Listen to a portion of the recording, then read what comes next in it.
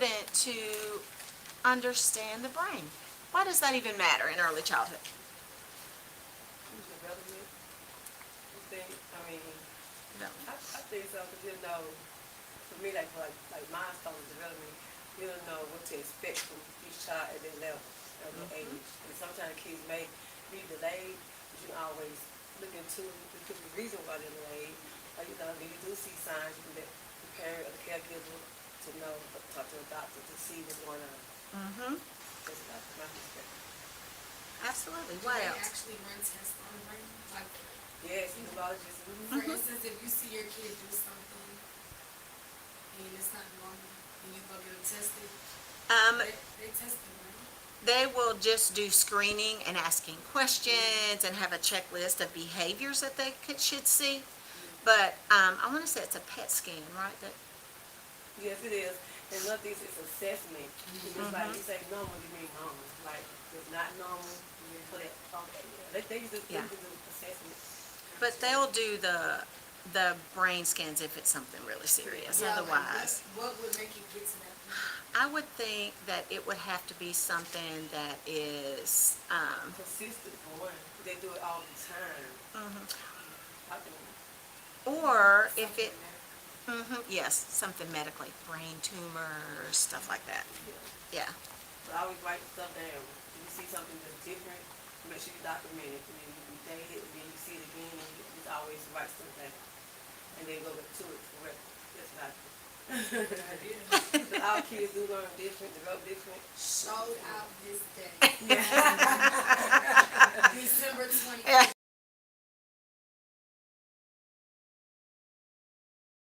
You think about brain development. I've asked this question before. Do you know how old you are before your brain fully develops? 25?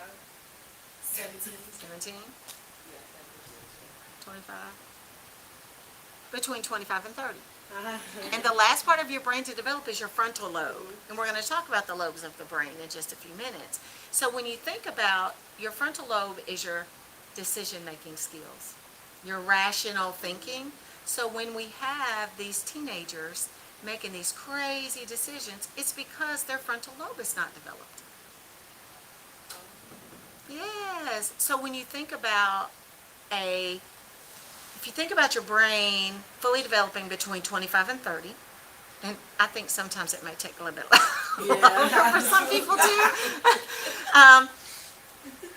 that a child, like a 3-year-old, that may be having a behavior, and the first thing I always hear teachers say is they know what they're doing.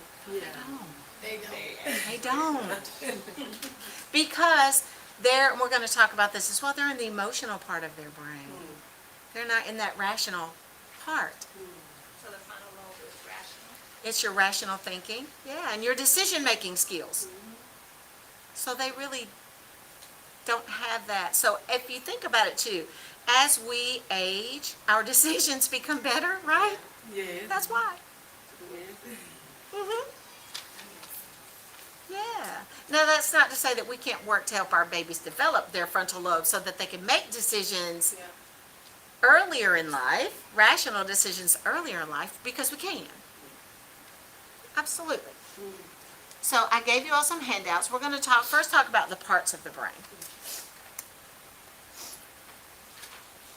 I don't mean to just say No, that. yeah. I always wonder what people make when they be like, oh, I'm right brain, I'm right sided, I'm left sided. Yeah. And I'm so glad because that's going to be next. After we talk about the parts of the brain, we're going to talk about your 2 hemispheres. Okay. Okay. Yeah. So what is the importance of?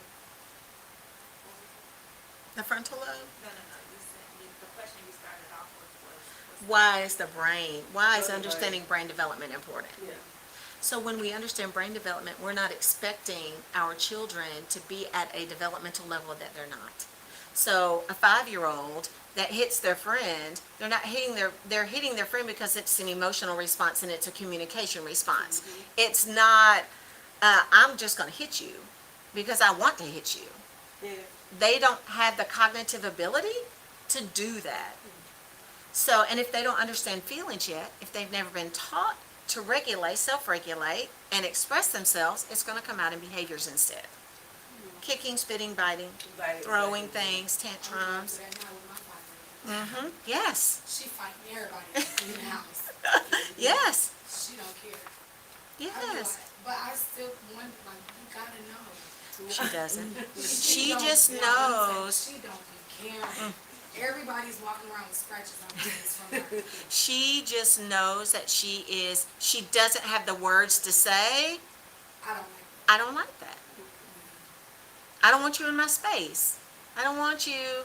So that's where we help them by giving them those words and giving them the language so that they use their hands less. And their mouth, their teeth. Like her fighting back is working. It's getting them out of her space. And she like, No, yeah. it makes them mess with her more. Aw. Because they like, cause she has like a screaming issue. Aw. So they like seeing her, hearing her scream. Yes, so they react off of that. Yeah, yeah, And they think it's funny. they do, because And they don't she gets so understand. emotional, then she'll break down. She Yeah, breaks down and like, leave me alone. yeah, because she's frustrated and just like Terry said, and she can't say. Yeah, yeah, yeah.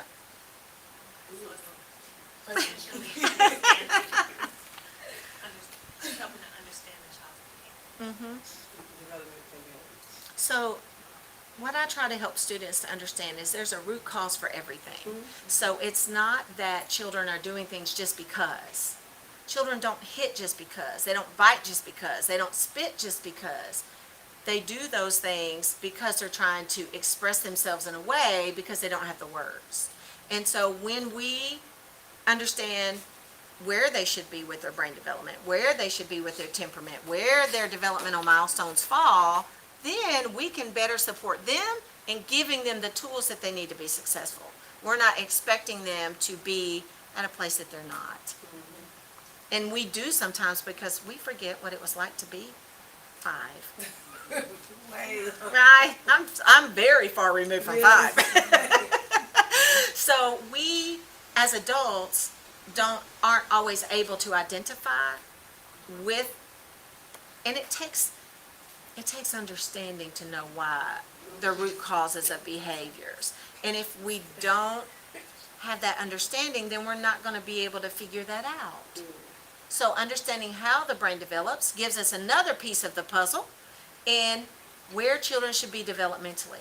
And hopefully I'll be able to pull up this video on autism in the brain that I found that's 1 minute and 56 seconds. So their brains are wired completely different. But when we understand their brains are wired completely different, then we know how to support them in the midst of whatever services they're receiving or waiting to receive. Or they may not even have a diagnosis of autism yet, but you see the signs, the developmental delays, you see those. So it gives us a way to be able to identify and help in the meantime.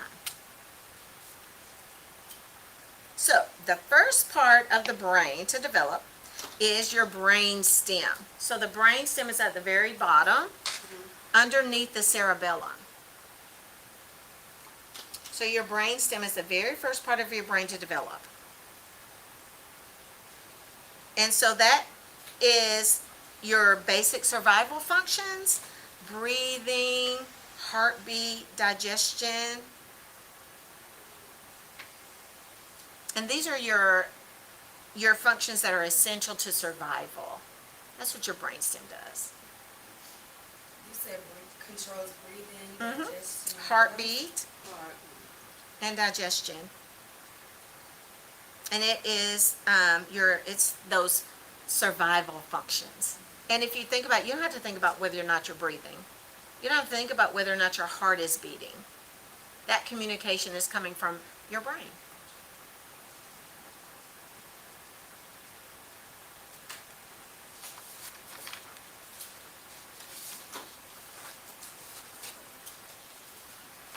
And so next we have the processes. Yes.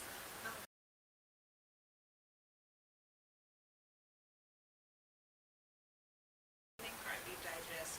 And it is your functions that are essential for survival. Right. Am I understanding correctly? Because it says such as, and then it has 3 It extra. it develops and controls basic survival functions such as breathing, heartbeat, and digestion.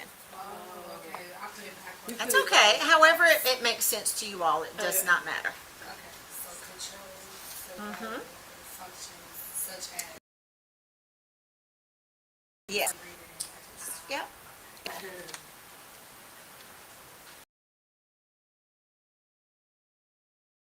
So that is responsible for our automatic processes like our reflexes. So in babies, so like if I were to throw something at you and you dodge it, that's just coming from your cerebellum. And you see it's just above the brain stem. It's that little pocket that sits just above your brain stem.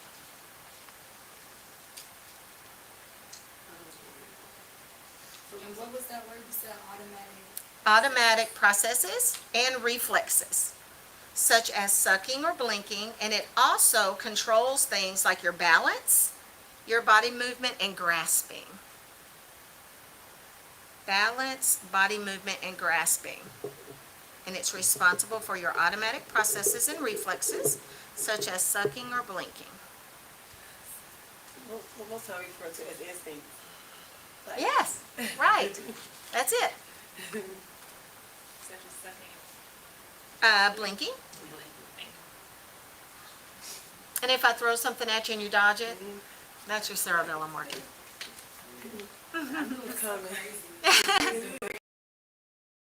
It's separated.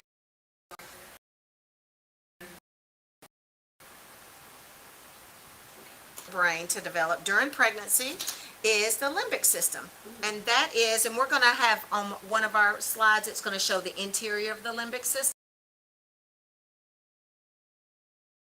There's emotions like fear or anxiety, even positive emotions. It doesn't have to be negative, all negative emotions. But then it processes the emotional memories associated with that emotion.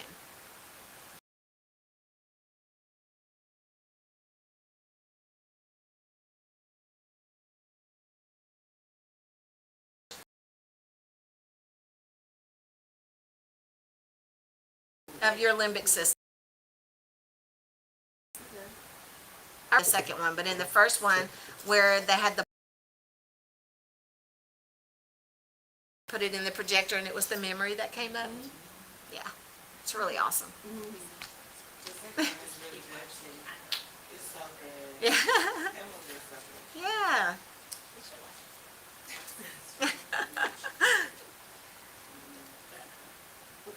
So the limbic system is the third part of the brain. So do this right here have something to do with disorders also? Like some certain disorders like ODD and ADHD? Does that have something to do with? I don't think that comes from the limbic system because the limbic system comes from the emotions and the memory. Probably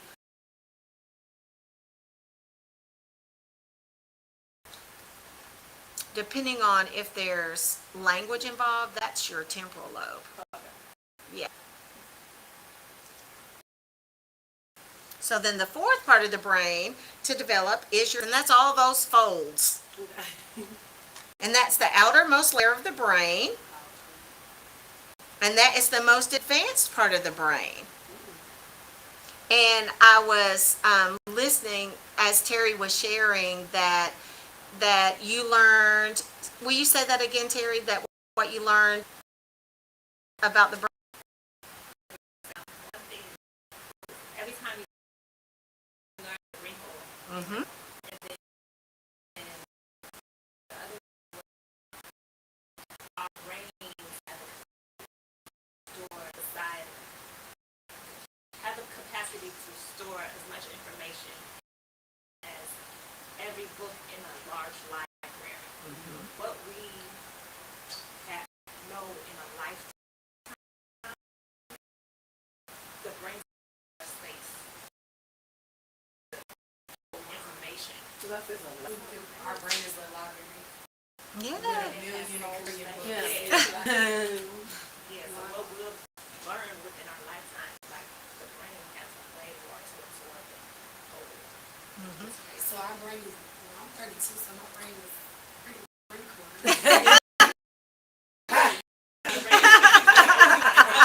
Yes.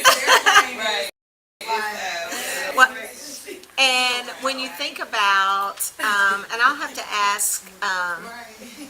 I'll ask, Nancy if I can use the slide that we do in EC Teacher Career Pathway about the brain in utero.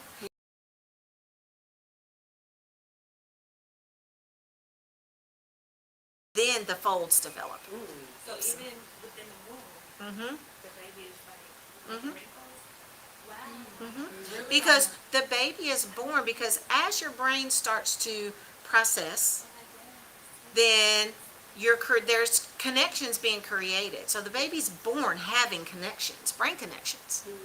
And then when they're, because you said in the cerebellum, it's automatic processes and reflexes. Mm-hmm. So that would make sense because like when they're kicking and stuff, or Absolutely. you pick up or you eat something spicy. Absolutely. Bless you. And how some babies will be sucking their thumb in utero. Yeah. That's so neat. So they're creating synapses and everything in utero. So when they're born, their brain, as the baby develops, the brain is smooth, and you can watch it. I'll see if, I'm sure Nancy will let me use that slide, and I'll add it and let you all see how it progresses through. Yeah.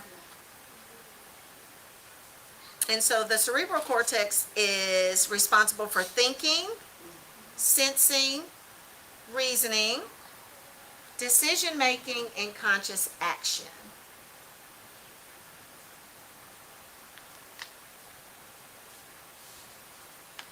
Okay, I got thinking, sensing, cautious, acting, what else? Decision-making. Thinking, sensing, reasoning, decision-making, and conscious action.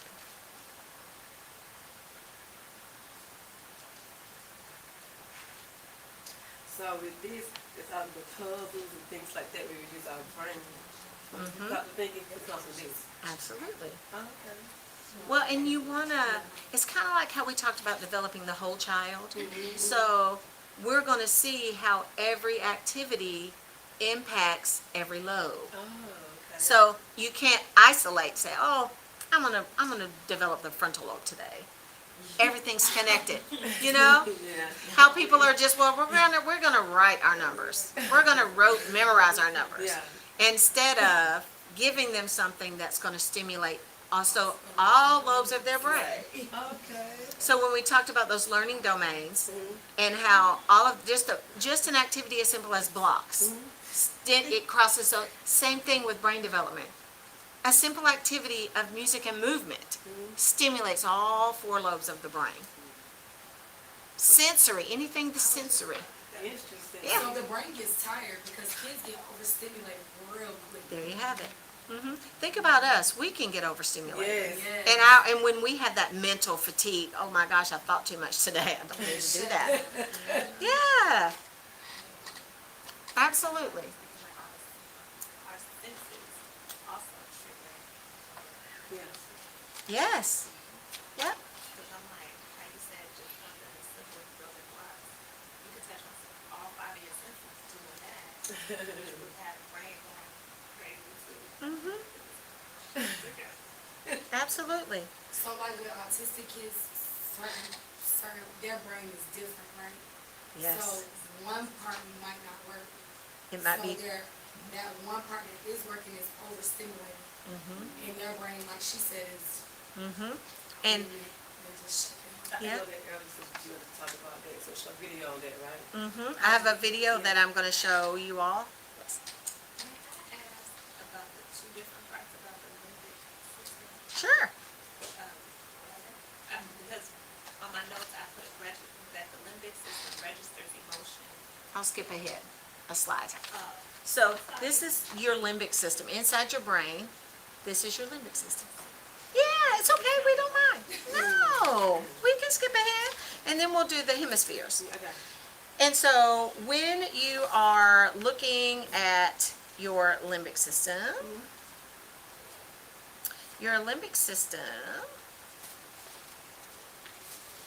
is, so it's the amygdala and the hippocampus.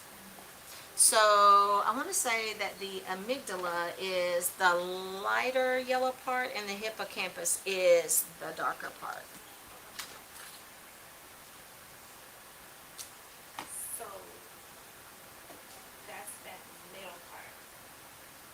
Yes.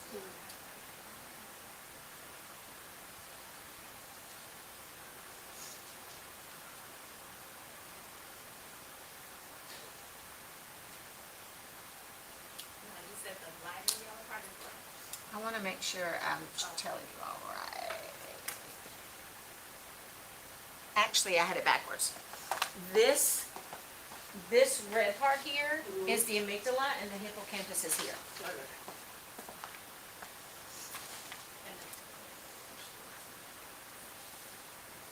And the hippocampus.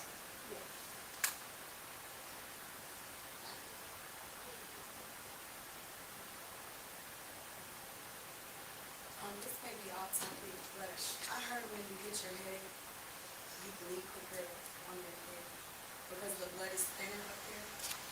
Is that true? Maybe, I think that the tissue is more tender. So if you can, and there's so much, you have so many blood vessels in your brain. So if you were to hit your head and get a brain bleed, that it is because that tissue is tender.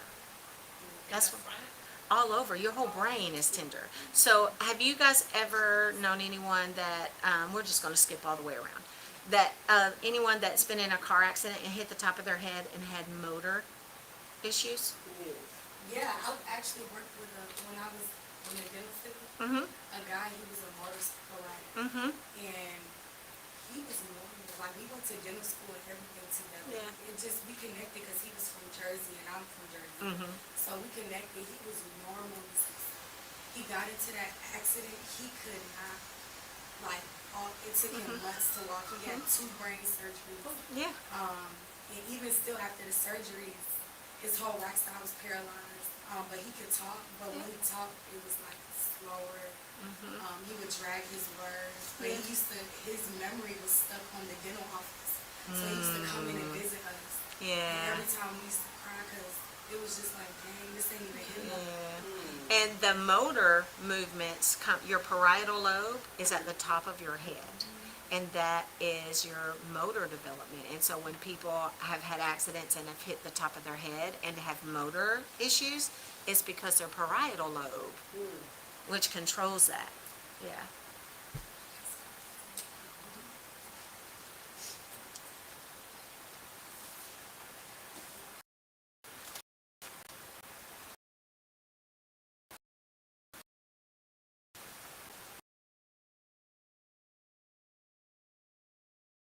You think about your limbic system. So let's say that as young children, because we work with young children, when young children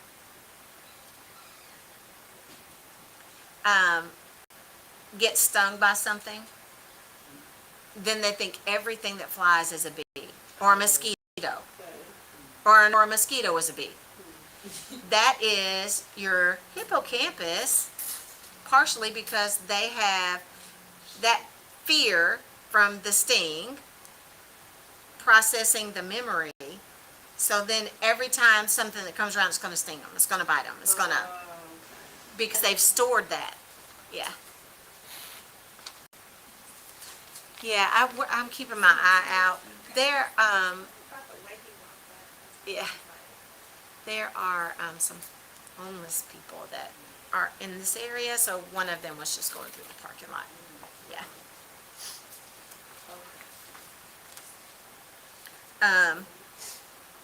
And the same thing of, as kids, we were, if we pulled the TV off on ourselves, you know, it was those big heavy TVs, right? That you only did that one time. We only did that one time because you're a hippocampus said, don't ever do that again. That hurt, don't do it. Same touching something hot. You only did it one time because your limbic system, I'll bring that up. yes. Yeah, life lessons, yes. Your limbic system stores the life lessons. Okay. I like how that is said. And even thinking about even happy memories, things that you love to do, your hippocampus stores those as well. And the same way that a song can play and trigger a memory, same thing, it's all stored in your hippocampus. And there have been adults that were abused as young children children, and primarily your brain has a way of protecting, our brain has a way of protecting us. So if it's something that is hurtful or harmful, go right into our subconscious, and it may not come out ever again, or there may be a trigger for it. Then we are at a place that we can handle it. And when our brain is developed to a place enough that we can handle it, so adults that come out in their 40s or 50s that they were abused as children and a memory trigger, something triggered it, and for it to come back to them, that memory was subconscious, deep subconscious, and then when that came out, that they may have whole life not even acknowledging any of that symptoms.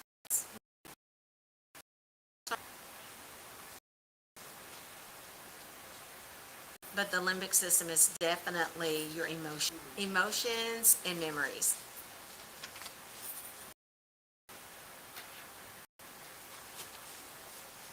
And your hypothalamus is in your limbic system as well. Your And this was like regulates your, it's the hypothalamus it sends signals to the pituitary gland and helps control your functions like that, like your body temperature, like your metabolism, like all those things that are overarching in the pituitary system.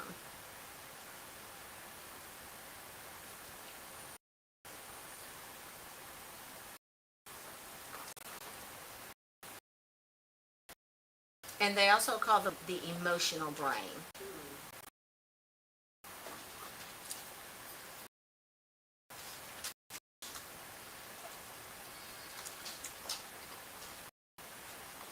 And it also, and this is additional to what we have, that the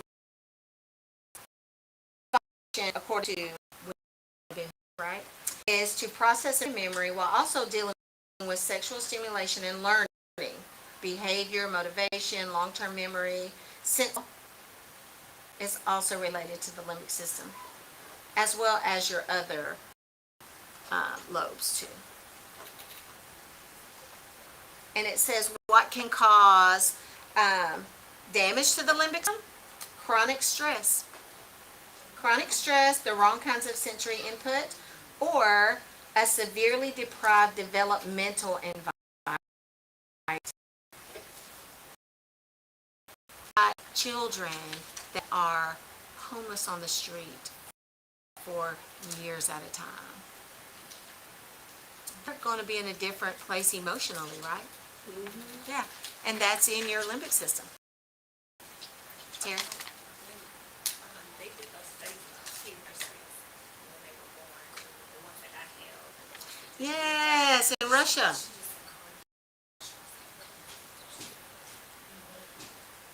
So that's part of the limbic system. So back in the 70s, now we could never do studies like that now, but back in the 70s, there was a study done on infants.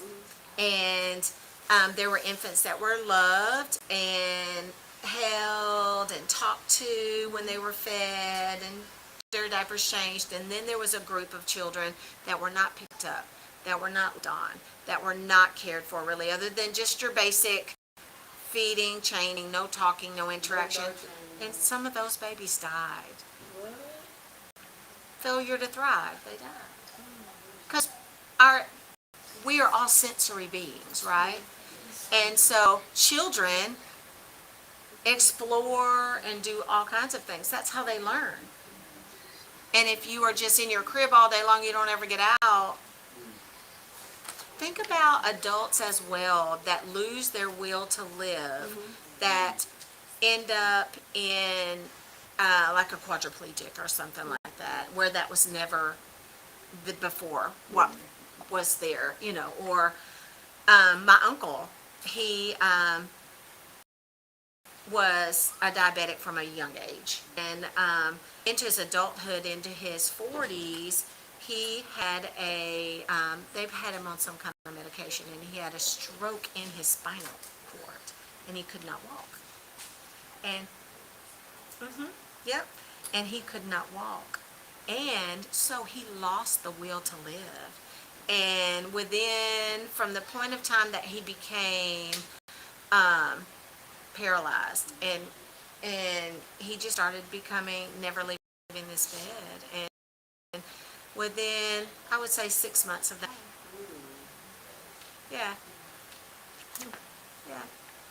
So our emotions are very important. Yeah.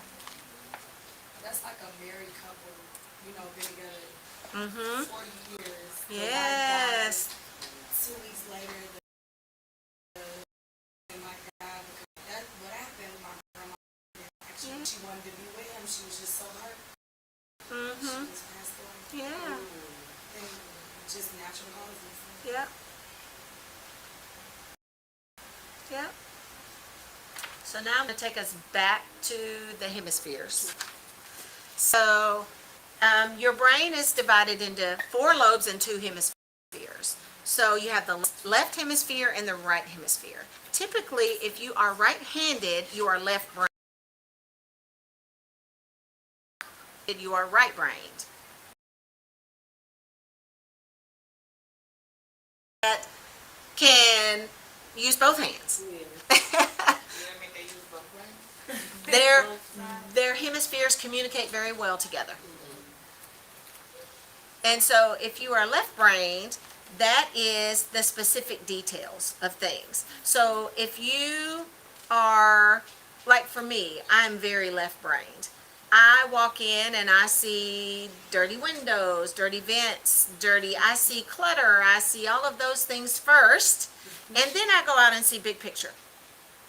So right-brained people, you guys are going to walk in and see just a busy room, whereas I'm going to identify the red chair in the middle of the room first. And so children are the same way. Children that come in and they may room and they're going to go straight to it. Lost in the of it all. Yeah.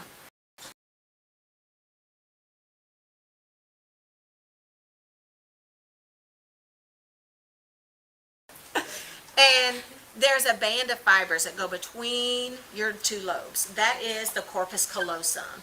And that is what helps your 2 hemispheres communicate. And now, maybe it's because my brain has had 53 years of life, I can be more, I'm 53. No. Yes. Thank you. And so I can use my left hand more in certain ways now, and I can go back and forth when I'm doing certain things, whereas before I couldn't do it. But now I can do it a little bit differently. But don't ask me to try to swing a baseball bat on both sides. No. It's not going to happen. I used to be ambidextrous. How do you say it? Yes, ambidextrous. Like school, we were taught to use our right hand. Yeah. So Wow. I used to know how to write with my left hand.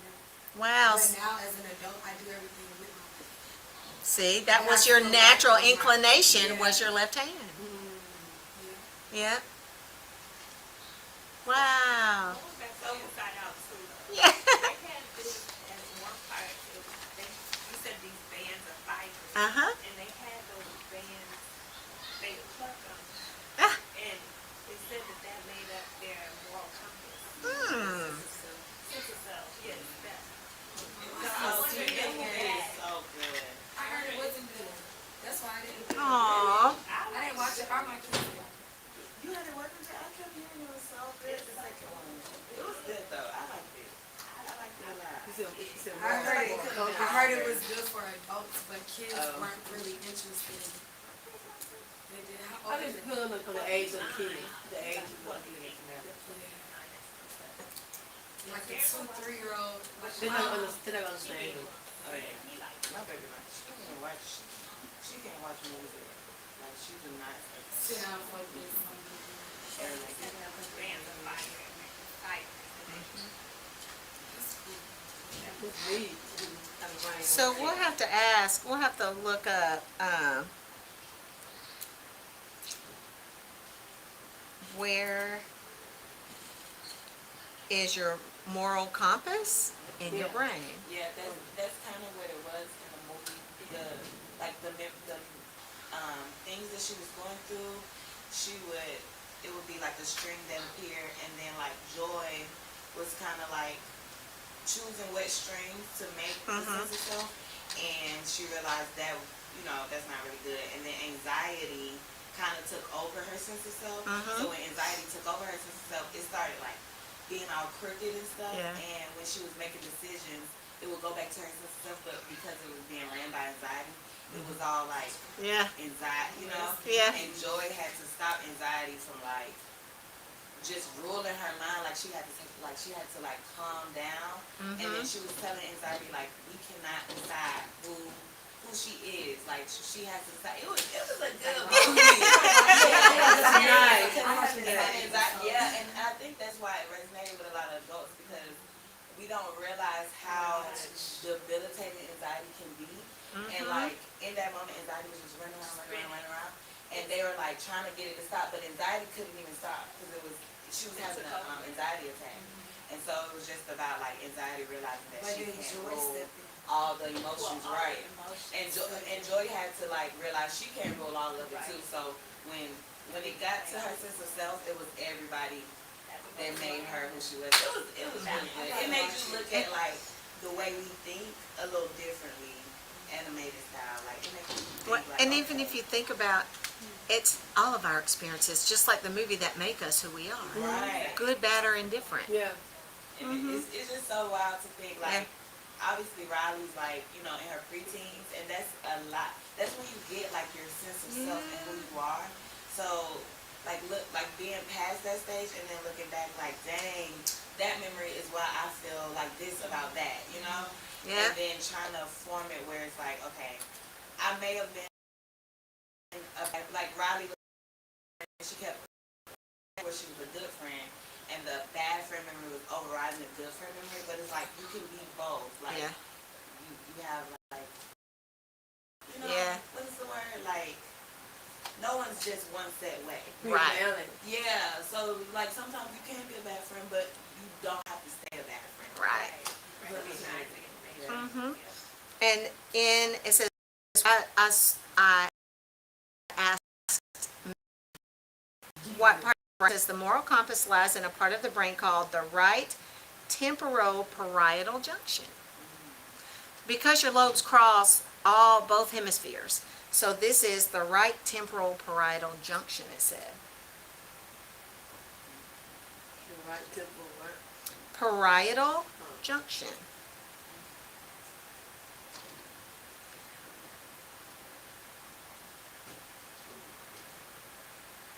And it says, it just behind the right ear.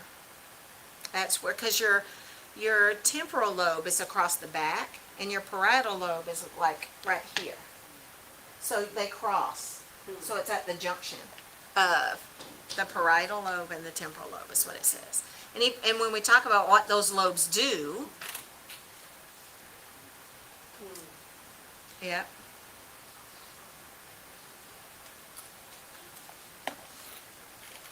And so the corpus callosum just helps your two hemispheres communicate. And it's at birth. So I have a question. Yeah. So with how she was like wanted to use her left hand, but she was like taught to use her right, even though she went back to like using her right hand. I mean her Left hand. left hand mostly, or sometimes. Could that have changed the way she used her brain? Well, I Or think is that that it probably stimulated that hemisphere, and she said she was ambidextrous, and that's probably why, it's because her natural inclination was left. They were making her use right, so her So it corpus really callosum made had to her communicate more. really well together, Okay. so she could use the right because her natural inclination was left. So it really Now, just made now her I'm look showing more out in like- behavior. Yeah. Now I'm showing out in class. You don't know how to express. No. Thank you, y'all. No. Yeah. finding yourself. Exactly. What'd you say, you don't learn yourself till about 12, 13? Uh-huh. There you have it. Self, what did you say, Self. Yeah. Any questions about the two hemispheres? Any other questions about those? When people say, you're not in your right mind, what do they mean by I that? think they just try this and that's what it's doing crazy. I know this. Is it because it says overall general impressions, but left means specific details, so why not say that? Maybe they're not in the, I think that really is just a way to say, you're crazy, you're Yeah. nuts. You're not in your right mind. But what is the right mind? I think. But when you're not in your right mind, I wonder what part of the brain takes over. Right. Would that be the limbic system taking over?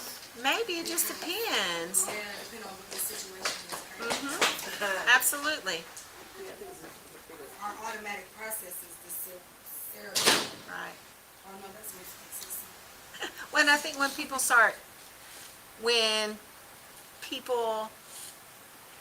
the synapses in our brains change based on, so medications that we take, they either block or help send. So Tylenol, ibuprofen, they block the signal in your brain for pain. It works in your system. Wears off, then you're It, like, it hurts again. feels worse. Right, because it blocks, that's what that is designed to do, is to block that, that signal for pain in your brain. And so when things happen like Alzheimer's, where our brain deteriorates, then people are not in their right mind because their brain is deteriorating. And they have no control over that. Yeah, So they're just not able to make those connections anymore. they go no matter away. If their brain wants to, Yeah, so however Alzheimer's in the brain works, I don't know all the technicalities of it. My grandmother had Alzheimer's. Is that it just progressively, your brain changes and you lose the knowledge and things. Like you just start to lose your function. She has what is it called? A blood clot in her brain. Mm-hmm. And like it causes, like when she overworks herself, because she works at a college, so she does like 12-hour shifts for security, securing the campus and stuff. And when she overworks herself, she has a seizure. So she's not supposed to drive or anything, but ever since this been happening, since she found out she had the blood clot, she be like tripping. Like you can't have a normal conversation with her.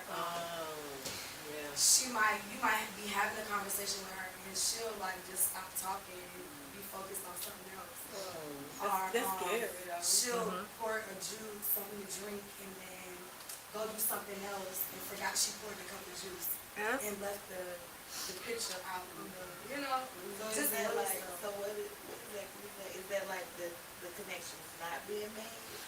Or It- like the beginning? Well, it's like they lose those connections. So it is a disease, the Alzheimer's disease is a brain disorder that causes widespread damage to the brain, leading to a gradual loss of thinking and memory skills, which is your limbic system, right? So when you can't remember how to do something, you're not going to know how to do it. So that it affects the brain in many ways, including there could be an abnormal amount of protein building up around the brain that causes what they call plaque, and it entangles in your brain, is what it says. And then it could be neuron damage, so your neurons, your synapses stop working properly, so they lose the connections with the other neurons and die. Your brain prunes them off automatically. And it also, the brain will gradually shrink, especially in the areas responsible for memory, which is our limbic system. And then your cortex thins, leading to loss of memories from longer ago. So that's why they may be able to remember some things and not remember other things. Like the short term. Exactly. She's forgetting she poured this cup, but you asked her something 10 years ago. Yep. She might remember. But she even stutters now and everything. Wow. And she probably never stuttered My before. kids be like, Mommy, what's wrong with her? Right, just say, hey, come on. Yeah. Do you think would it make sense that the brain gets smoother as you get Yes. older? If Because you- you're losing, I don't think it has to, as long as you continue to stimulate your brain. But when you stop stimulating your brain, you've heard that if you don't use it, you lose it. Yeah. But if you, it's same thing with our pathways. Our brain, we build pathways. So our experiences with foreign language, for an example. So let's say in preschool, you were introduced to Spanish. In elementary school, you were introduced to Spanish. High school Spanish, college Spanish. So that gives you 4 pathways for learning Spanish. So let's say like I have my high school Spanish, my high school German, but I don't remember any of my college German. Because that pathway was not strong for me. But my high school pathway was very strong. So I still remember I can conjugate my verbs, I can say simple things, but you get me with my college, no. I wasn't at the place to flourish because we weren't conversational with it in my high school class. And the grad student just spoke German to us. So I didn't know half of what she was saying most of the time. Because I wasn't conversational in it like that. So I didn't keep that pathway. So all of the ones that we strengthen and we build, our brain keeps those pathways. And then when we are around, I would say 3, 4, the pathways, because we have thousands and thousands and thousands of synapses, and by the time we're 3, because our brain's just taking on, building, growing. So when we get to a certain age, if we're not using those pathways, our brain automatically prunes them off and builds on the strong pathways.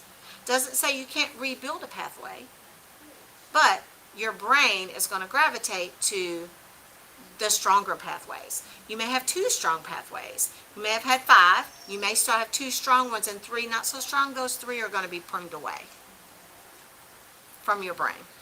like you saw, it goes back to what you said, the brain protects us. Exactly. And then you're going to strengthen what you are using. So people that are continuously are great runners, they've strengthened that skill of running. They didn't start as a great runner. They struggled through the processes of that learning to run initially. Same thing. We're still learning. But what we use that is strong, that's what we keep. And then the rest of them get pruned away. Well, because I was a PhD, but I do in-home for 9 years. And I kept kids from 0. So a lot of times I tell my parents to put their kids in grade. Yeah. Because you learn social, you learn how to do a lot of things. Like age 3, that you have learned, you won't forget it. Right. So like just, Say that again, the end part. By anything you learn by the age of 3, you don't forget. you won't forget it. Oh, you won't? Okay. For the most part, you think My about kids was in daycare at 6 weeks, and you can see the difference between a child who was in daycare and who wasn't. They're more social. That's what you learn all Yeah. day for sure. Yeah. Yeah. Like I said, I taught them, and stuff, but Right. most of the kids got attached to me and to being with me. Yeah. And so I tell my parents, they'll do it. Sometimes they'll bring them back to me because they didn't do well in the child care environment. Yeah. But I still encourage that. Yeah. Well, I think even in a small setting, they gain social skills. Yeah. Small setting, large setting. Because some kids do better in small groups. Yeah, Absolutely. A sometimes lot like of some kids kids do will, better in small groups. but sometimes I have one child alone. Most I don't like have 1 kid or 2 or 3. But for me, some of the kids like that I teach, my nieces and nephews or just kids that I'm close to, I say, yeah, it's time, because that's it, outside of social, it's just, to me, the environment itself. You know, they just learn how to take turns, share. Because you by yourself, you're not going to learn how to share and take turns. Right. So- If no one else teaches you. Yeah. Yeah. Yeah. Terry, you were going to add? No, I was Okay. just thinking about what she was saying. Yeah. Like my personal experience is different because neither one of my kids were in like a daycare setting, but I did give them opportunities like learning spaces, story time, different like whatever. Plus, well, before we moved out here, we were like they be with all their cousins and Oh, family yeah. and stuff, so. So they got that social. Yeah, with family. Yeah. So like my son, he didn't start school until he was 4 when he started preschool. Did that? And then, but like my daughter, she's way more social than he is, but also she has him every day. She got her cousin. She goes to learning spaces. She goes to story time. Our congregation, you know, like so they have a lot of exposure to like socially interact with other stuff, you know, other people. Us at home with her, I teach her. Like little morning circle. We do our morning circle thing, you know, so she knows the days of the week. You know, like Right, different that- things. yes. So she's still getting it. I think. That's Yeah. my Yeah, and I think that's the biggest difference as well, is what you all do as parents at home Yeah. as well. Some parents don't do any of that. Yeah. My sister was a testament of that. I love her. But we read to them, but they didn't, my older niece attended childcare before she went to school, but the twins didn't. They went straight into kindergarten, and they kind of had to catch up a little bit Yeah. academically, because they had not ever been in an educational setting like Yeah. that. You just made me think of something because my sister didn't do early ed or anything like that. She's way more social than I am. I did early ed at, you know, my mom put me in an early ed center when I was really young, but I'm the quietest one out of like all But my that's friends. like me and my sister. Yeah, my sister wasn't in daycare, but I was. Yeah. So I'm She's like, 3 years I'm, older than me. right now I'm like in the middle of that because Kalani's 3 and then like right now we just do learning spaces. So learning spaces has helped her so much like with the social part. But then I still feel like at times it's still things that she can, or like sometimes like her social is still behind other kids. But then I'm like, would putting her in like a childcare program actually help, because I feel like she's getting that from learning spaces. And she So, is. What is learning spaces? It is a program that was developed by the United Way back in 2016. And it is where United Way developed it used to be called the Child Wellbeing Index, but now it's a Child Wellbeing Map.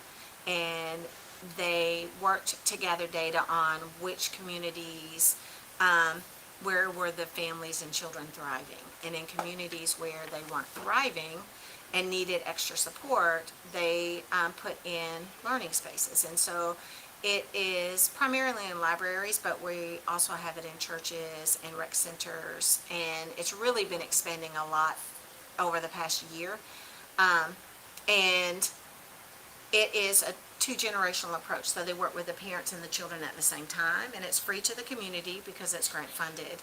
And there's facilitators, there's curriculum, there's a schedule, they do a morning meeting, they do music and movement, they then give the parents a developmental skill.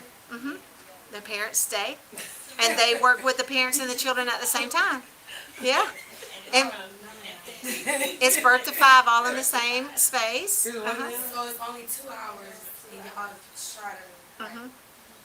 So are they overstimulated? No. Because What the, do they do within these 2 hours? They come in, they have free play, and then they get like a little time free play when they come in, they come to the company, do the morning, the movement, and then we do a section where we teach the parents like what our curriculum is, what we're teaching the kids this month, and things like that. And then we have different activities that are based on our curriculum for the kids to do, for the parents to do with their children. And then we have the story time, we got family reading time, and then they get So some like that one-on-one. I can't do that. and so we have, Other kids as well. And then you have like the facilitators, the parents who act as facilitators, like detailed questions. We work on like cognitive development, like social, emotional. So we work on different things in it. So then that way parents get more information on what they need. So how do to the see in their kids, kids. how do the kids act with their parents there? that's the thing. Behavior So like wise. Kalani hasn't really been without me in a place like that. So I mean, she's like now she's fine. But when we first started, she was about like 18 months, so she wasn't so quick to like, hey everybody. She had to like get used to it and Yeah. stuff. But now, she's like, hey, she introduced like new kids who come and she's like, hey y'all, like come on, let's play. So it's just about like, it depends on the child. Like some kids we have and they come in like space and they're like, yeah, what we doing? And some kids do stay with their parents, but we also give the parents a chance to be like, let your baby play, let them feel the space, because sometimes that's the parent too. Like with me, I was so like, come on, what's she doing? What's she doing? What's she touching? And like learning space is literally like, girl, let that baby be. Like let her play, let her explore. And it really took someone having to tell me, you're stunting her, you know, for me to let her explore and like it helps they grow that way. But like where I am now, she's been going to learn this for like 2 years now. So she's learning, but I'm like, is it possible to stunt? Like I'm like, do they need more social interaction than this? If you know what I mean? Like, is the hours enough? Right. Or is like me being in the room, like, is it gonna be an easy transition to preschool versus early learning regularly? But are you only taking her to one day? The story time might help too. Yeah, well we go to learning So they spaces have every two day. different- We it's go to like- all the learning spaces. learning spaces And and then we stories do too? like our own things at home. Like we might do different games and stuff, and I do like try to make different like at home groups, you know, little groups and stuff. But that's kind of like where I'm at. Because I know like with the story time, because we go to that Mhm.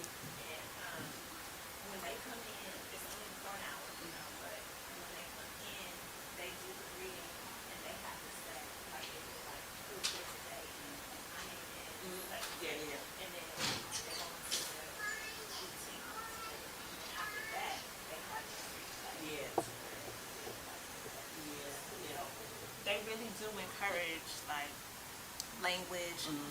They model it and then they have the kids repeat it and Yeah. stuff like that. So that may Would be be good helpful, too. yeah. In Yeah. addition to the learning. And with learning spaces, we, the curriculum that's used is Creative Curriculum 6th edition, as well as Literacy and Justice for All. So Literacy and Justice for All is aligned with the science of reading. So that's the heavy literacy component that goes into it. So the facilitators set up activities in the different learning centers based on what takes place. So they plan the activities out and have it ready for the parents with activity cards and everything, so that the parents know what to do when they get there. And it's designed to help the parent understand that they are that child's first teacher.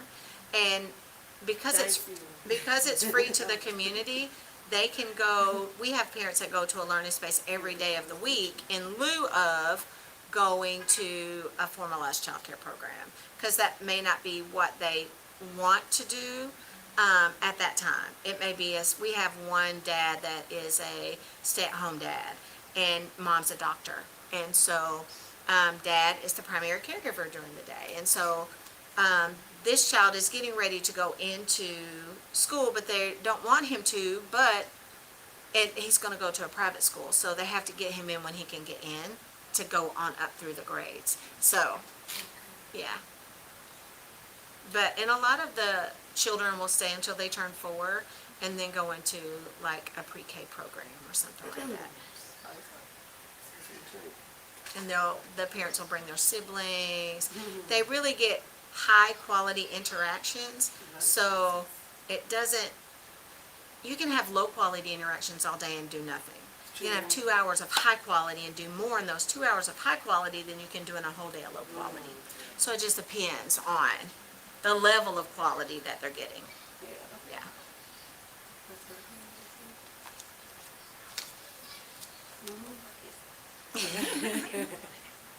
All right, so now we're going to jump back to the lobes. Okay. So the frontal lobe, that is the last part of your brain to develop. That is your thinking, reasoning, judging, planning, or other high-level thinking.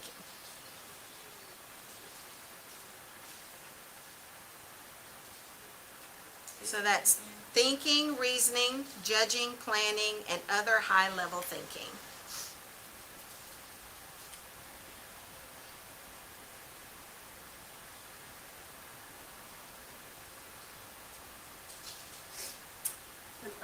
Ms. Lisa, I'm not sure because it's a TV show, but the frontal lobe, a lot of times when they get damaged, it causes you to do things like this. Not really, I don't know, like Criminal Minds, for example. Oh.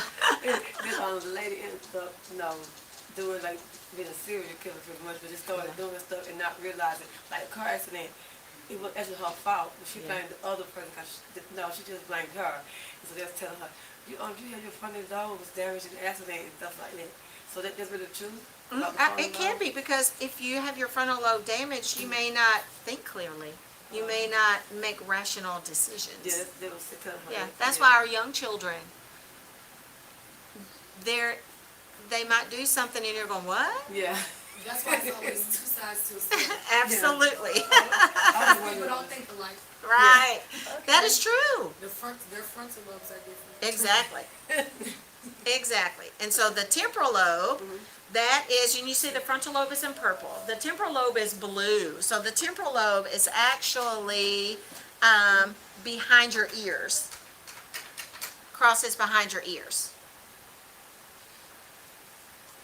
And that is your hearing and your language ability, including processing and using language. So that's everything about language in your temporal lobe. Hearing, language, and what?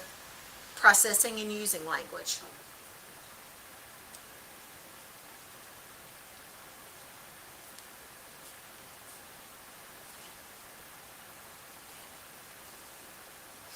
And then your parietal lobe, that is your perception, that's your sensories, your senses. And that's the parietal lobe is red and it's at the top and it's at your crown. And so the parietal lobe is responsible for your perception of touch, smell, and taste. And that's also where your motor cortex is, which is responsible for your motor coordination.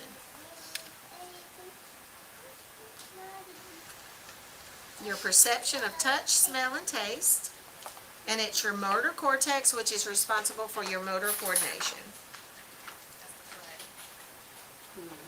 Parietal, yes. So the people who are born where they like can see colors or smell things like that, like is it that part of the brain that's like different? For the smell, yes. Yeah. Well, the occipital lobe is going to be your vision. Gotcha. Yeah.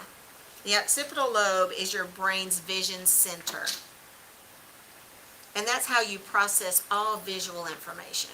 But if you think about it, your occipital lobe is at the back of your head. You know, our parents used to say, I have eyes in the back of my head. Yeah. Well, literally, you do. It's your occipital lobe. Vision. Uh-huh. Bad though, so Yeah. That's your vision center, is your occipital lobe. Your vision center. It's responsible for processing any visual information.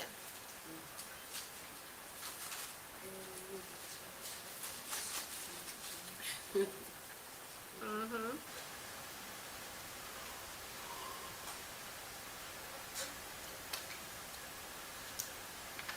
So can somebody survive if all these are damaged?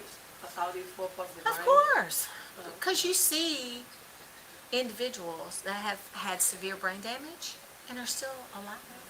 Yeah. They may not function as well as other people. They may not be able to hold down a job. They may not be able to, but may not even be able to speak. But there are. Okay. So, when we were, I want us to also talk about trauma in the brain. So when you think about trauma in the brain, this is what a normal, if you're looking at the left-hand side, that's what a normal brain looks like.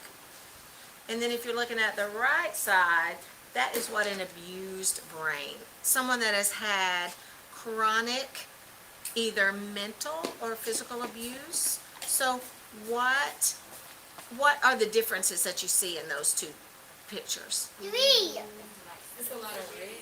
I wonder what that means. Stimulation. A lot of red. A lot of different stuff. The one with the dome. Reaction. It's a heat reaction. It's I different. think it's a heat reaction. The, everything that's happening in this normal side of the It's that stuff in that abuse. Is it because they suppress stuff and they just, like, I don't want to think about it, I want Well, I don't even so much think it's about suppressing it, but if you think about our brain, how in like chronic stress impacting your hippocampus and your amygdala, it causes your brain not to function in a manner that it would function otherwise, if that makes any sense. So a normal functioning brain has all of this taking place. You see all the synapses in the red, because it's an infrared photo. But if you look over, and you can also see even, so you see how full all of this is? And then when you're looking at this is Like I not. can say, you can tell the difference. So the brain synapses, they die off long term. So if you think about, this is a child's brain that has been chronically abused. But it may be they've been chronically homeless their whole life. Maybe they haven't known, maybe they have a parent with an abuse, with a substance problem. Whatever those ACEs are, and we're gonna talk about ACEs, those are adverse childhood experiences. I wonder because I wasn't chronically abused when I was a child, but I did go through, I had a lot of trauma as a child. But as I got older, I block it out. I don't even think about it. Right. As to where the next adult, it will bother their everyday life. Absolutely. And it doesn't bother, it's literally in the, I don't Right. even like, it You- don't affect me in no way. Like when I was younger, my mom tried to put me in therapy, anger management, all that. And it helped. I don't know if that's what made me push it to the back of my brain to where I don't even cope with Right. it or anything. It's like it never happened. You Like, developed a detachment from it. that's what it is. Yeah. You developed a detachment And it from goes it. back to the brain protects us. Yes, it does. That's crazy. Yes. Is it possible, so let's say your brain is protecting you from these memories and you get triggered, does that mean? Or Well, is it that like- the memory is never really lost. So that memory is always stored in your limbic system. So, but the way that you may function otherwise, you may not be able to think clearly, or you may not, a child that may not be able to, they just can't even answer a simple question because that brain connection is not there. Did they roll it back or? Yeah, is it you just- can. Okay. Your brain, you can rebuild it back. Okay. Yes, but it takes supportive, responsive relationships to be able to do that. But you know how you could look at some kids and be like, man, you could tell they're being abused.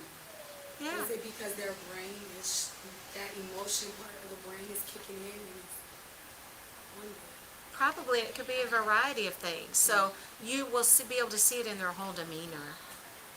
A child that doesn't eat is going to be, now this is not every case, Right, but if just you've in got a general, child that doesn't eat, that doesn't have food, doesn't have water, but that the parents have never told you that at home, but you see that they may eat a lot at school because they know they're not going to get anything else, but they may initially come and be malnourished.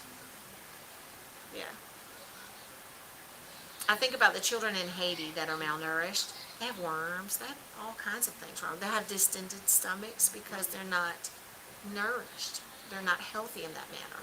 They're getting food, but they're not getting the nutrients that they need. And so they're not, yeah. And so ACEs are adverse childhood experiences. And with the adverse childhood experiences, we've all had them. And just the level of adverse childhood experiences varies from person to person. What would be something that you think would be stressful for young children? A toxic household. Yeah, toxic household, Divorce. substance abuse, Yeah. death, divorce. Uh-huh. Parents that are transient, that move a lot. Because the kids don't understand that. Yeah. Homelessness. All of those can be chronic ACEs. And even thinking about what bothers us as adults, that bothers the children too, because they're just little versions of us. And we don't always think, we're like, oh, they'll bounce back, they're resilient. They are, but we have to help them to be resilient. We have to help them to understand what that is. Because we could be creating trauma for them. Absolutely. You And don't even know this trauma could bother them while they're Absolutely. teenager or an adult. And most SIDS, there's a percentage of SIDS deaths that happen in child care centers, and they relate it to the stress and the anxiety that's on that baby being away from their mother. Because they never really have a reasoning for SIDS. Right. But then, so in SIDS, that when it is, they just stop breathing, but they also don't know that that's not caused by anxiety on that baby, being somewhere where they don't. And I know that that can be frustrating for teachers if they're in an infant room and there's babies crying, but that baby's communicating, I need something. And if we don't answer their call, they're not gonna know what call to give us. And so that creates insecurity going forward in their life, because even though they have receptive language before they have expressive language. So they're taking in everything that's being said around them, that's being done or not done to them. Because of where that exploration, that we need that touch, we need that affection. And so when teachers are just like, oh, that baby's just crying there for no reason. I fed them, I changed them, but that may not be what they need. Love on them. And it is stressful for babies to be in an early childhood setting away from their mom. They're like, who is this feeding me? I did not know this person. And they're trying to put the spell in my mouth. Good example, Ms. Lisa. Good example. My son has Yes. separation anxiety. Yes. But he only shows out during drop. Literally, I'm talking about bang. Ms. Lisa tell you, he show every day. I'm talking about consistently. Mhm. I'm talking a whole year, 2 years. Yeah. What, he 3 now? Yeah. Man, Yeah. it's only on drop off time. And then he'll be fine. Give him 5-10 minutes. And he's fine. But that initial leaving his mother is very stressful for him. He does not like that. He does not want to do that. Literally, I can vouch for Miss Shay. She is literally probably the only person that he would go to. She was his teacher I want to say when he was 2. But that's, like, he walked in there like it was nothing. I'm like, okay then. But I just got a hard time. ACEs stands for? Adverse Childhood Experiences Study. And it was actually done by, I want to say that it was I think it was the CD, let me see. I think it was actually Kaiser that did it.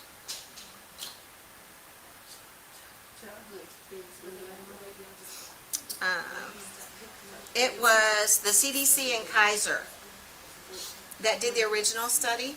And so now they're trying to think about, from this study, they're trying to think about how to change up the wording so that it is more positive. So helping people to think about the number of positive experiences that they've had as opposed to the number of negative experiences that we've had. And in the original ACEs study, it found that childhood trauma is a major risk factor for many leading causes of illness and death in the United States. People that had a higher ACEs score, that was an indicator for toxic stress long-term, and that related, those with the higher score were the ones that typically had more mental health conditions, including depression, anxiety, attention deficit hyperactivity disorder, bipolar, or schizophrenia. And those were the people that were less likely to finish high school, and were less likely, if they did finish high school, less likely to go to college, and more likely to even be incarcerated. Mm-hmm. Wow. Yep. And to have substance abuse problems themselves because they're self-medicating. The anxiety and all of the things that they've experienced, because it was still hard for, like, people still don't want to get help. Like, there's a stigma attached to mental health. It is, it is. People don't want to be considered crazy. They don't want to, you know. And then, back in the, like how, I salute the parents now, because we actually go get our kids diagnosed, and see, but back in the day, Yep. that was not a big thing. That's why it's a lot of adults walking around on this, they don't know, Yep. because they didn't get diagnosed, their parents didn't take them. It wasn't a big thing back in the day. Yep. And they don't know they have mental disorders. For instance, my kid's father, he's an identical twin. They were diagnosed with bipolar disorder. So as teenagers, they took medication. Yeah. But it stemmed from the grandmother and Yeah. the mom. They all had bipolar disorder. They all on medication. Like you said, they didn't graduate. Yeah. Incarceration, self-medication. That's crazy. It makes Yeah. sense though. Yep. And if you And all can, that came from childhood trauma. yeah, people don't realize. And if you think about it, what's the first thing when you go into therapy that they ask you? Tell me about your childhood. When even, I have a life coach. I've had a life coach for about 3 years now. And my mom doesn't like. She's like, you're different now. Well, I'm different because I'm strong. And I can establish boundaries. Whereas when I was younger, growing up in that, thinking back to how I grew up, okay, typical Southern home, the woman takes care of everybody else in the family but herself. I watched my grandmother do it. I watched every female in my family line do it. Right. And so breaking those generational things is huge, to be able to do all of that. And so it takes help sometimes for us to be able to do that. And be able to, and that was what one of my life coaches said, because I was fussing about something, because I was mad. And he goes, well, he said, Lisa, do you really want to, be better? I said, yes, I do. He goes, okay, let's start with you. And I just burst into tears, just crying. I'm like, okay. And so just thinking about all of the even so much so trauma, but thinking about growing up an insecure young lady, never feeling like you were enough, never feeling like you were pretty enough, all of those things, and having that hit you in the face as a grown-up, like, oh my gosh, I was carrying that and I didn't even know I was carrying that. And it was impacting my relationships that I was in and everything. And we don't realize that until we can look back on it and And so that goes back to the brain doesn't develop until 25, yes, 30 years, but people who experience trauma, it might take them a little longer. you got it. Their dad is 39. Yeah. Just now getting it. Mm-hmm. You know what I'm saying? Yes. Years ago, he's just now getting it and learning how to experience it. Yes. They block out that certain part of the brain that Absolutely. has emotion. Absolutely. Yes. I can detach very well from things, not even realizing that I had developed them as a kid. Yeah. So I want us to, when our little friends, I want us to watch this video. Hopefully I can get it to be larger for you all. But this is by Dr. Nadine Burke, and it is understanding ACEs. And she has lots of videos around ACEs on YouTube.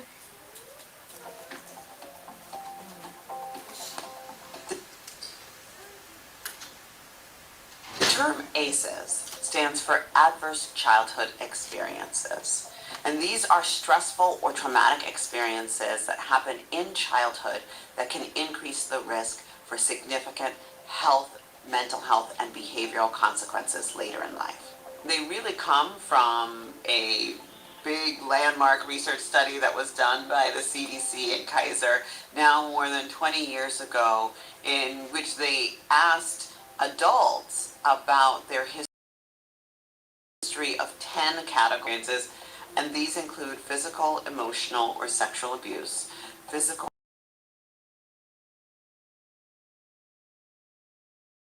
mental illness, substance dependence, incarceration, where there was parental separation or divorce, or intimate partner violence. What they found was, number one, ACEs are super common, and number two, that there's this really significant effect. So direct, what we call a relationship between adverse childhood experiences and some of the that are facing Americans today.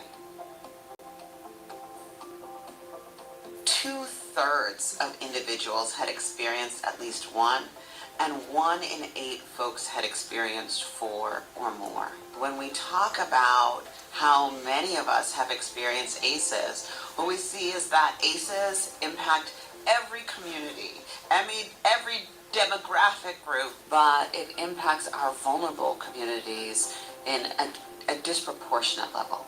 The big surprise about the ACE study was that for someone with 4 more heart disease was double, stroke and liver disease and diabetes, even autoimmune disease. And a lot of these things that we didn't kind of traditionally or intuitively associate with childhood trauma, but now we can use this science to understand actually what happens in our brains and bodies when we're exposed to trauma or adversity, and especially in childhood. The term the toxic stress response actually refers to the prolonged activation of our body's stress response. The release of adrenaline and cortisol and all of those things that go along with our stress response. And then also the ways in which that affects our bodies. Children are especially vulnerable to this repeated activation of the stress response because brains and bodies are just developing. So high doses of adversity in children actually changes the way their brains develop. It changes the way their hormonal systems develop, immune system develops, and even the way their DNA is read and transcribed. And those long-term changes are what we refer to as the toxic stress response. One of the things that's really challenging about ACEs is that they tend to repeat in families, generation after generation. And I will say this as someone who has experienced my fair share of ACEs. Understanding how that might be impacting me and being able to recognize that, for me, is really the key for being able to do things differently. When we understand what happens in our bodies with the toxic stress response, and we understand that it's that prolonged activation of our stress response, then step one is really understanding what are the things that help to regulate our stress response. And immediately at that point, we begin decreasing the harm that happened as a result of our past experiences.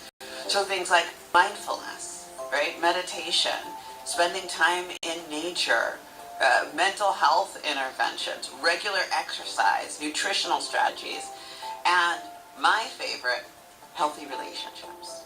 All of these things are really scientifically demonstrated to help to regulate the biological stress response, and they improve our outcomes for those of us who have experienced ACEs. These nurturing relationships, they feel good,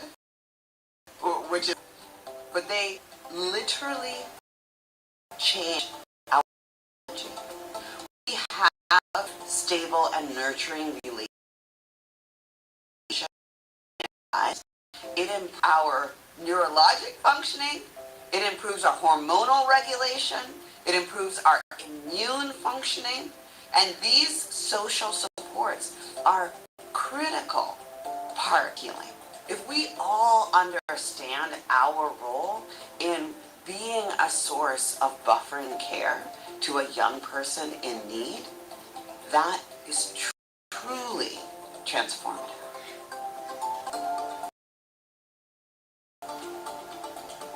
Is aware, first in the nation, to train our healthcare providers how to screen for adverse childhood experiences and how to respond in an evidence-based, trauma-informed way that helps to improve outcomes for children and adults. ACEs are not destiny. Even if someone has experienced significant ACEs, it doesn't mean that they are absolutely going to have these negative outcomes. Recognizing our ACEs requires us to recognize our vulnerability. And that can be really scary. But it also is the place where we get a chance to ask for what we need. I deeply believe that we can cut ACEs and toxic stress by half in one generation.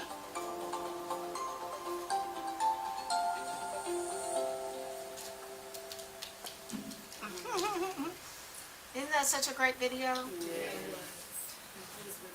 Yes, and where do we fall in that nurturing? We are with children more often than their parents for longer periods of time sometimes. And for us to be that nurturing place for them provides healing. And you never know how that's going to impact a child until. And understanding how trauma impacts the brain and how just high quality experiences impact the brain.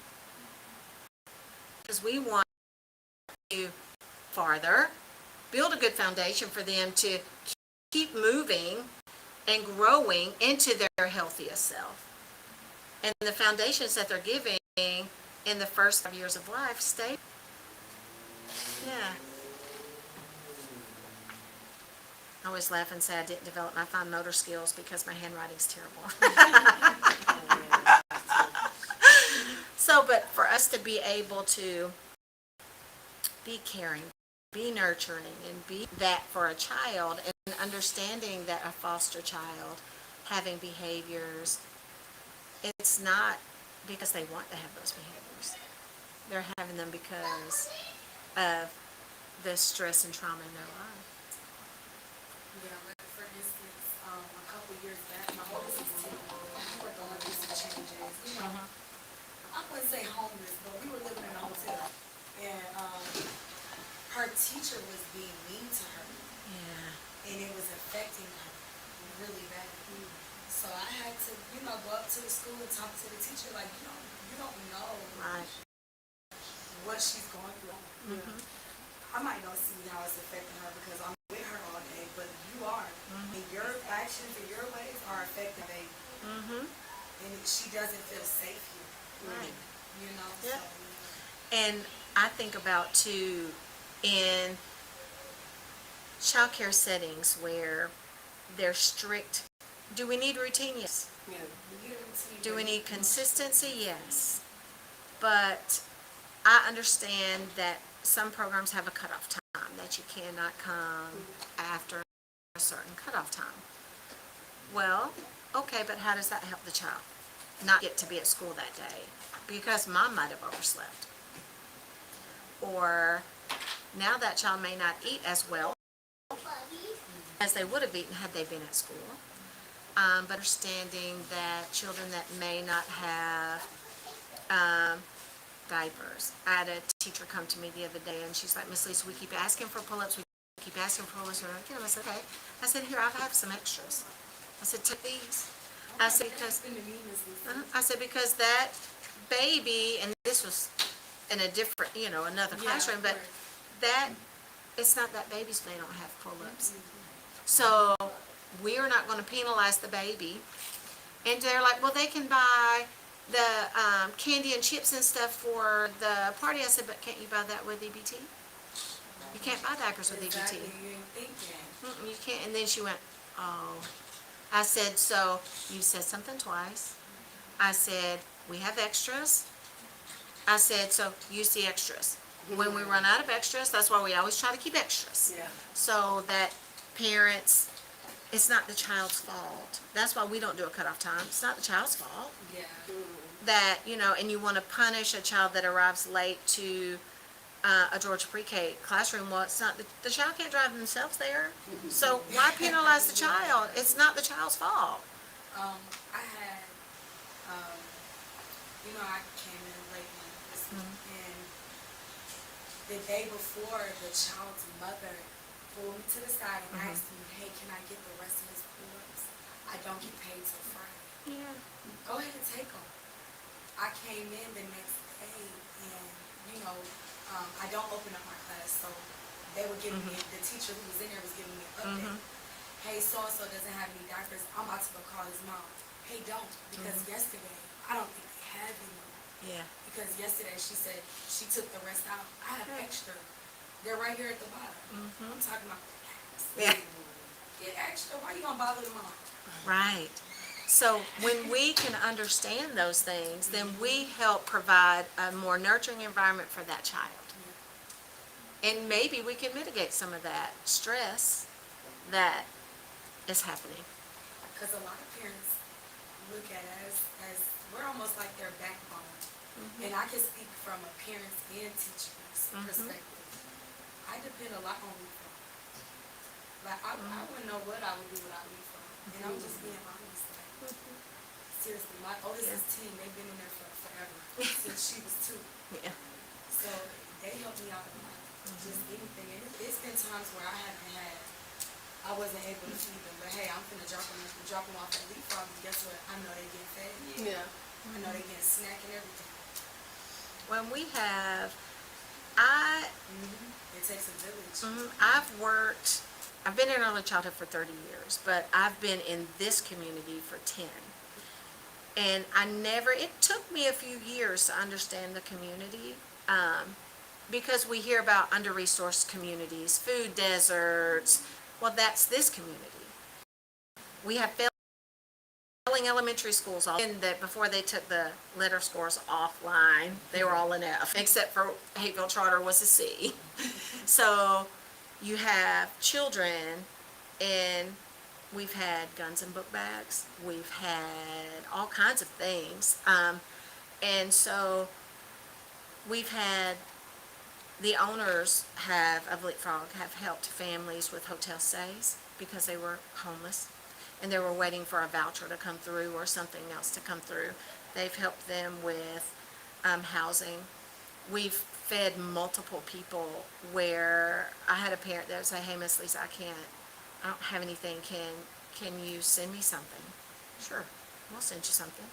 We've bought diapers. We've had parents come and say, And I can vouch for yeah, that. we don't, Miss Lisa, I just can't do it. I don't have it. Okay, no problem. We got you. You need some wipes? Okay, we got you. And so I never truly understood that until I became part of this community. And I can say I'm part of this community. I didn't know the need. And so it's one thing to work in a community where there's not the same type of need, because there's needs everywhere, but where there's not the same type of need, than being in a community where you know there's a need. So if you know that there's a need and you consistently see a need, then how do you fix it? And even as far as like our getting people to come to our CDA classes, they want to complete the course, they need to complete the course, but how do we exhaust every option? Okay, well, we're gonna live stream now. We're gonna do everything we can to get people to finish. So that then they make a change for their family, they make a change for their community. It's that ripple in the pond. Yeah, it's that ripple in the pond. and being able to truly have a heart for people. Especially after COVID, lots of things have changed. Family dynamics have changed. Opportunities for families have changed. So many things have changed. And where do we as an early childhood community, how do we step in? United Way stepped in with learning spaces. So, but how do those of us that work in communities, how do we stand up and how do we be a voice and how do we help the children and the families? Because it's not about the parents for me, it's about the children for me. And if we can help them to see something different and help make their life, no, I don't want to say better, but make their life easier, showing them that there are different options out there, especially if it's generational in that family. Exactly. How do we, and even thinking about us as teachers, how do we as educators do all of that? Where, how do we? Because it can be stressful. There's been times I've been like, oh my gosh, I've got to go back there again today. No, please tell me no. But then I go back there and the kids are hugging me, looking for me, going, Ms. Lisa, where's Ms. Lisa? Or I'll have parents say, if I've been out and about a lot, they'll be like, we've been missing you. Are you okay? Where have you been? And so then I'm like, okay, I can. 10 years later, I'm still here 10 years later. Come in every day looking for Miss Yeah. She's not here today, Michaela. And so it's doing what we can do, but doing it from a place of doing it from our heart and not doing it from a place of, because no one at Leapfrog knows everything that we do for those families, because that's not what it's about. It's about the confidentiality of it. We're doing it because, not a broadcast of, oh, we do this and we do, no. They've even paid for life coach sessions for teachers before that have experienced death and everything. Help them start a business if they want to start a business. Yeah.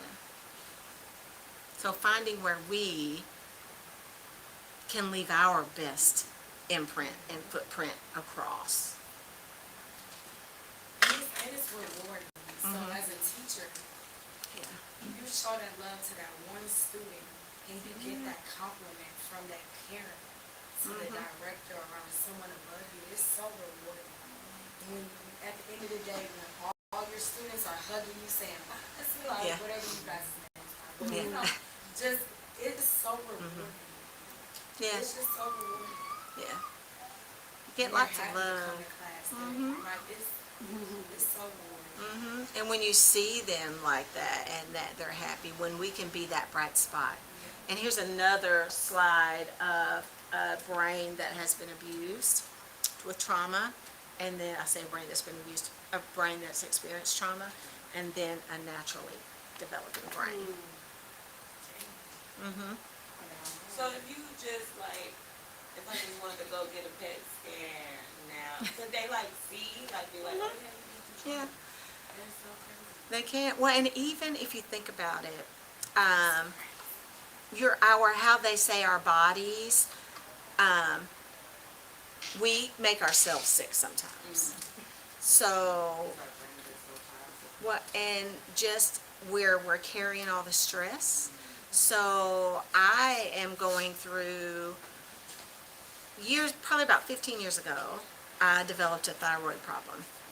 And I went to the doctor, and the doctor said, you did this to yourself, right? I'm like, huh? Who are you telling? I didn't do this. And everybody around is going, oh, it's genetic. Oh, it's genetic. My doctor said, that is not genetic in you. You did that to yourself. Exactly.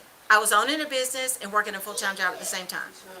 And so I did it to myself. He said, but you want to hear the good news? You can heal yourself.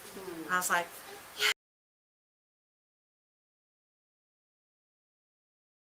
I'd experienced a very traumatic incident, and it knocked me all the way back.